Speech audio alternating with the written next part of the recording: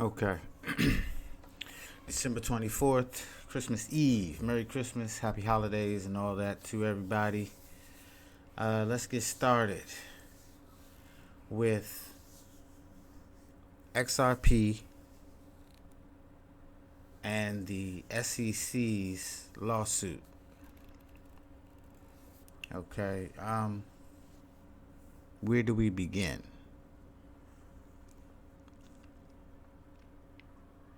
Okay, let's start at this point. The SEC question has been in the air from the beginning of cryptocurrency. When Bitcoin first came out, a lot of the people that I spoke to that dealt with securities and the stock market and things like that were automatically assuming that all of this was going to get shut down and it wouldn't even get off of the ground because they just assumed that these were securities. And I'm going to stop saying I've been saying it a little bit. But it's kind of a big issue, and I'm trying to put it into a bite-sized format for you. So, as the cryptocurrencies, Bitcoin, Ethereum, Litecoin, Monero, who else was out there? Dogecoin. These were the forerunners. And the forerunners have managed to get around the Securities Exchange Commission because they were decentralized in nature, meaning that no third-party entity was in control of your assets at any given time. And you were not going to profit from the work of others or the promise of a third party. Okay, now the allegations against, there's been a few other cryptocurrencies who've come up against the SEC, and first of all, almost all of them who bowed down and accepted the SEC's rulings and paid the fine have survived to this day. The ones who, well, all of them have survived, but was their momentum diminished? So the SEC has now started in on XRP. And XRP is a different animal because it's not really, it's a cryptocurrency, but it's not truly decentralized. And I believe that's part of the SEC's claim. Okay, so let's start with a quick summary of what the SEC is saying. The SEC is saying that from at least 2013 through the present, XRP sold over 14.6 billion units of a digital asset security called XRP in return for cash or other consideration, worth 1.38 billion US dollars, without registering their offices and sales. It said, okay, the defendants undertook this distribution without registering their offers and sales of XRP with the SEC as required by federal securities laws. And no exemption from this requirement was applied. Because Ripple never filed a registration statement, it never provided investors with material information that every year hundreds of other issuers include in such statements when soliciting public investment. Okay, So that's pretty much the gist of it. let's go down to their main violation. Their main violation is by engaging in the set forth by engaging in the conduct set forth in this complaint. Defendants engaged in and are currently engaging in the unlawful offer and sale of securities in violation of Section 5A and 5C of the Securities Act of 1933. Now, how does this apply to Ripple? And how does this open the door to apply to other companies that had an initial coin offering or ICO? Even though Ripple is different, XRP is different, because XRP, I even considered XRP a security from the beginning, but because of their close-knit interaction with the banks, they got away with it for a long time. Because Ripple's main customer was supposedly the banking industry. Now, how does this apply to an ICO versus a freely distributed cryptocurrency? A company that has an ICO gets you to pay for a coin or a token in advance of its production, and they control the production and distribute it to you. That means a third party is bringing it to you.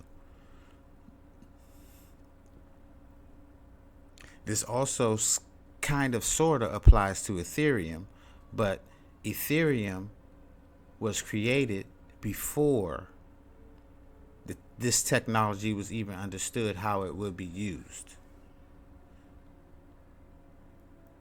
Okay, so that is probably why Ethereum and Bitcoin have been ruled to not be securities. And so when you say Bitcoin is not a security, that sets the precedent for other coins that are mined, that start off as zero and are mined by everyone freely who runs a node.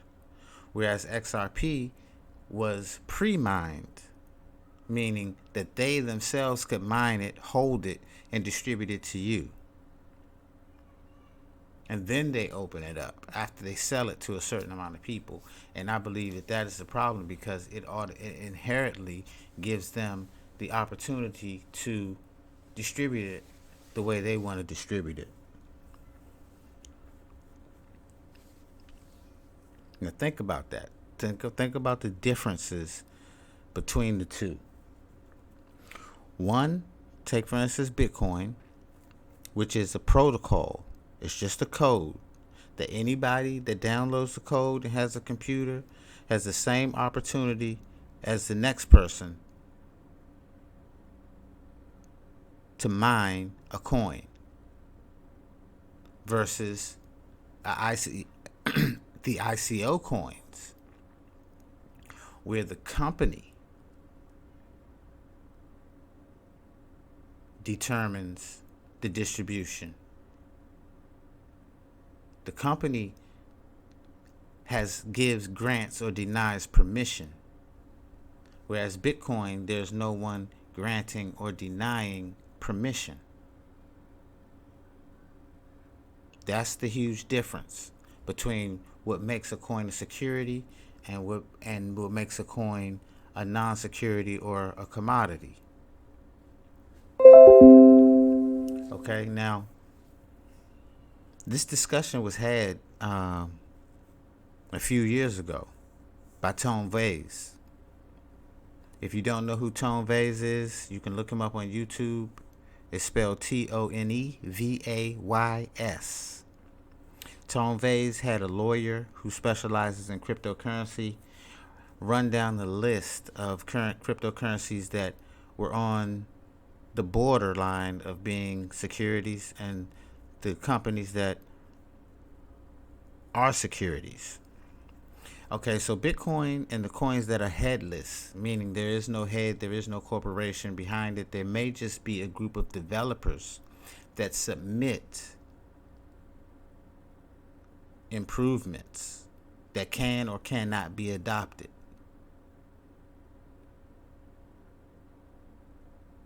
Okay, so that's the Bitcoin column. Then you have the Ethereum column. The Ethereum column is a little bit different because Ethereum does have a head, which is Vitalik Buterin. Vitalik Buterin and his crew determine what code improvements and security improvements will be enacted for the Ethereum.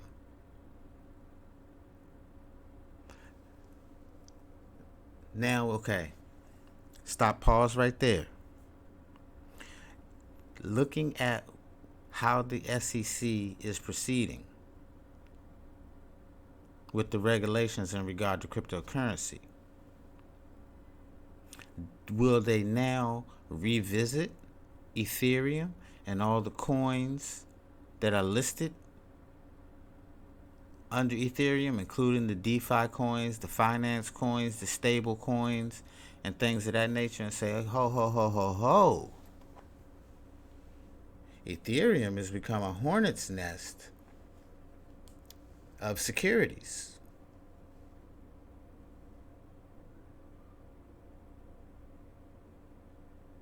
Which I'm not going to say it will destroy the cryptocurrency market, but it will destroy the cryptocurrency market as we know it today. I don't know whether for the good or for the bad. I can't see that far right now. All I can see as far as, okay, the hand of Big Brother is coming in. And he's saying, hey, some of what you guys are doing over here is a little bit shady. Now, do I think Ethereum is a security? By nature, no. But by its usage of what people have chosen, the qualities of it that the people have chosen to gravitate towards at this point, yes. So is the Ethereum protocol itself by nature a security? No, it just evolved in such a way. The intention was not to become a security. The intention was to offer somebody utility, that you were buying into the utility of the world computer. And it delivered on that promise of what it sold you. It sold you access to the world computer that they have created. Now, the aspect of that world computer that the majority of people involved in the cryptocurrency world have decided to use is creating new coins, launching ICOs, funding their programs through it in a centralized manner, Ponzi schemes, DeFi, decentralized finances. What DeFi is decentralized finance, which has innovated the financial world.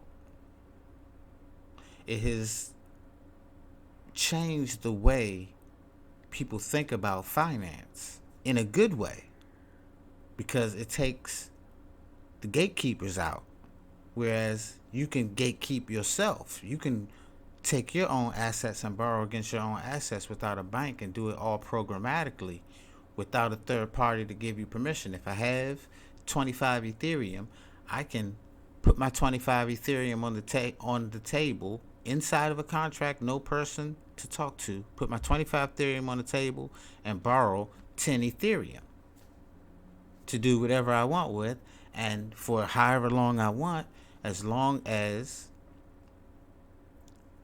I pay the fee to the contract.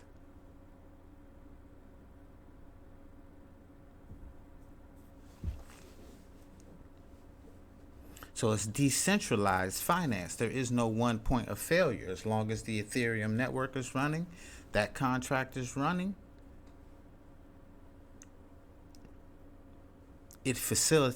you are facilitating your own loan. And the mechanism being one of the DeFi coins or tokens. So do I take this as the SEC beginning to open the door on a bunch of cryptocurrency companies and as basically the beginning of a broad attack on cryptocurrency? No, I don't. And that's not because I don't want them to. It's just because I don't believe that the majority of the credible cryptocurrency tokens and coins that are being used violate the policy in such an egregious way, or a way that that even fits into a law that was created in 1933. These things did not even fit into a law because there is no other person. It is me doing what I am doing, and the code is doing the rest on my behalf. I initiate it, I administer it, I maintenance it, meaning I keep it within the parameters of the code. So if I lend myself some money, if I put the 25 Ethereum in, I borrow 10. The code tells me that as long as the price of Ethereum stays at, say for instance, $500, I don't have to pay them any money. But if it goes below $500, then I will have to pay money in order to keep my loan active without forfeiting my money to the code, without forfeiting the amount that I borrowed to the code. The code which keeps the contract running.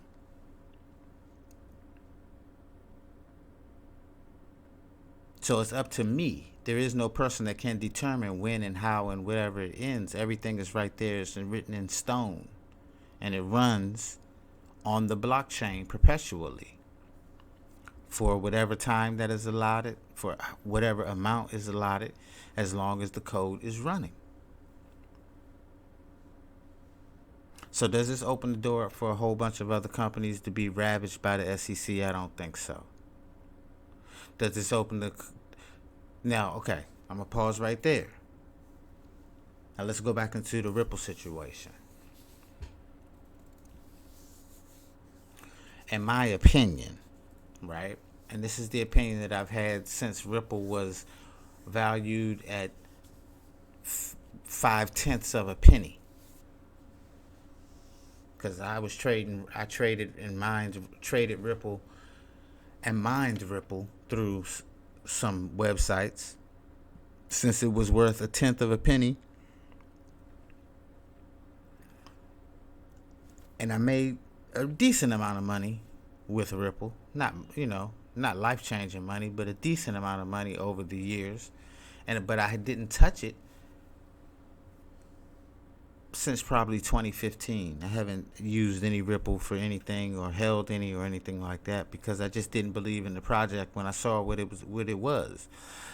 In my opinion, Ripple was an attempt at wrangling the cryptocurrency market and stealing its momentum and moving it into the banking sphere ahead of DeFi, ahead of the developments. So they saw the opportunity, and they had the funds at the time to put themselves in a position to make, what does it say? $1.3 billion. And they continue to use they're probably guilty of price manipulation. They own the majority of the Ripple coins. The company owns the majority of the Ripple coins, and they control the supply. So that puts it in an entirely different category. So they need to be in the same category as a Tesla or Amazon, not necessarily valuation wise, but I mean regulation, because they are controlling the entire supply and manipulating the supply of their commodity as they sell it to you. So I can manipulate the price that I sell it to you for in order to increase my profit. So if my profit goes down, I reduce the supply. And I'm selling to you as a security. It's a security. It's been a security since the beginning. But within the cryptocurrency community, we assumed that they had not been tapped on the shoulder about being a security for so long because they were working so closely with the banks. And they also make another statement in here about Ripple not being transparent. And that's also part of the reason why I stayed away from Ripple for so long, because of the lack of transparency. The whole idea surrounding cryptocurrency, and the whole reason I got into it is because be your own bank. And Ripple is the antithesis of be your own bank. They want to be your bank for you and control your money supply. They are the ones that is the company that wants to replace the Federal Reserve. They were worried about Facebook coin. But the person that they really, when Facebook, and this is what I believe, in my opinion, Facebook coin alerted them to the danger that Ripple posed to the Fed, to the Federal Reserve, because Ripple wanted to be the digital Federal Reserve, which was the opposite of what I got into cryptocurrency for.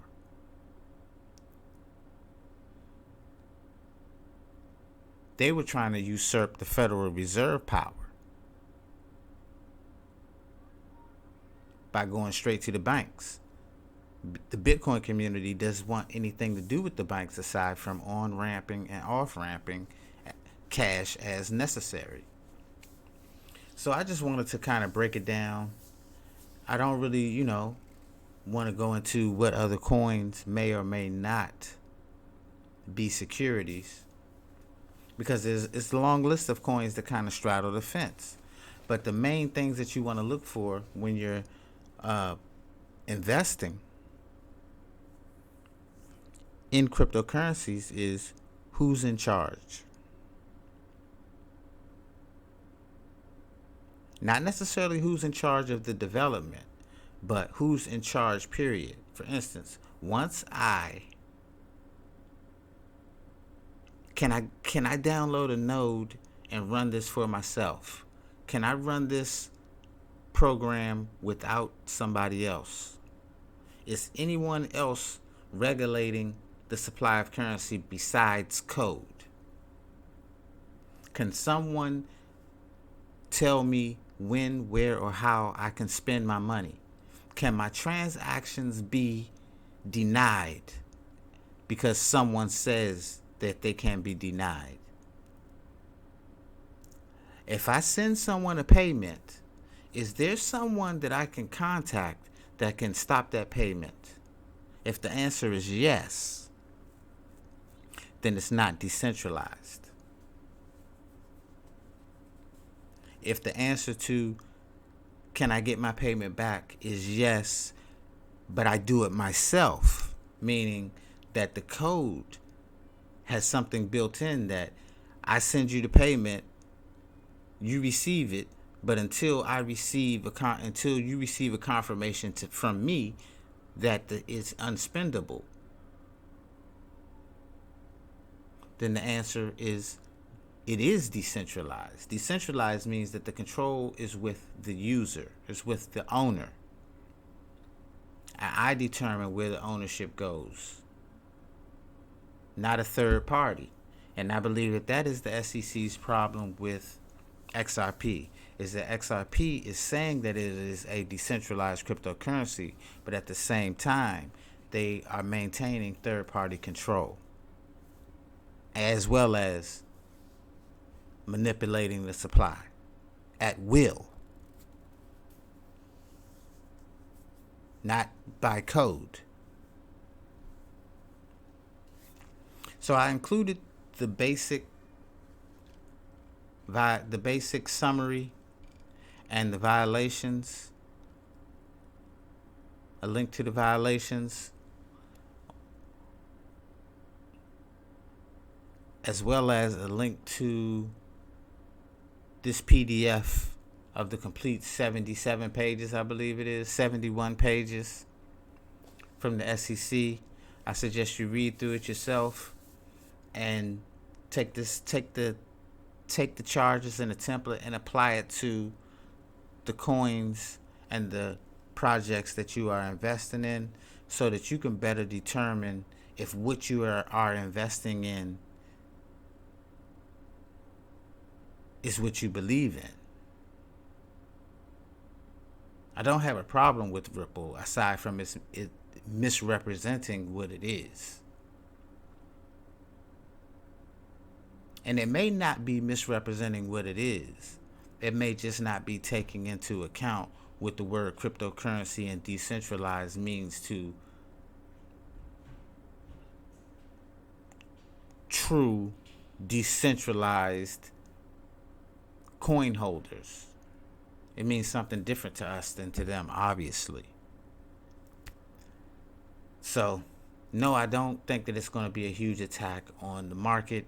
I don't think that the SEC is just going to go willy-nilly trying to destroy every cryptocurrency with a CEO. I don't think that Cardano has anything to worry about for the time being. I don't think that any of the major coins that you may see on Coinbase or anything like that has really anything to worry about. And for the record, I do believe that Coinbase can legally still sell XRP. With that being said, I'm out of here. I've been on here long enough. I hope you found this informative. If so, give me a like, send me a tip, and have a happy holidays. Peace.